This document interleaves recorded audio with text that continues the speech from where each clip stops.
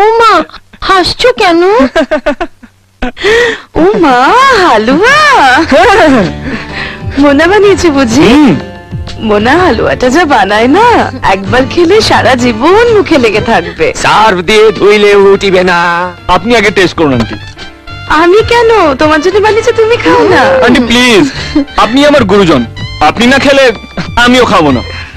দেখেছিস গুরুজনদের কিভাবে রেসপেক্ট দিতে হয়, শেখ। একেই বলে শিক্ষা। খাই বলো।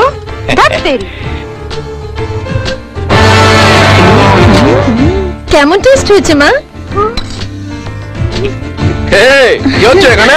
আঙ্কেল প্লিজ হালুয়া হবে নাকি? হ্যাঁ অনেক আছে, খান না। Thank you.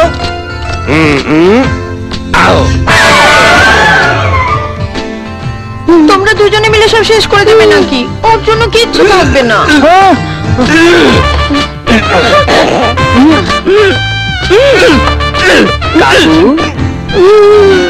হালুয়াটা ভেতরে ঢুকছে না, ঢুকিয়ে দেব।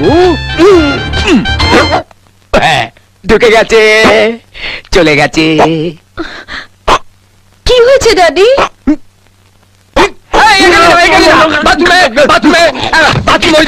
ওইদিকে চলে যান। এখানে না, বাথরুমে চলে যান। যান, লে হালুয়া।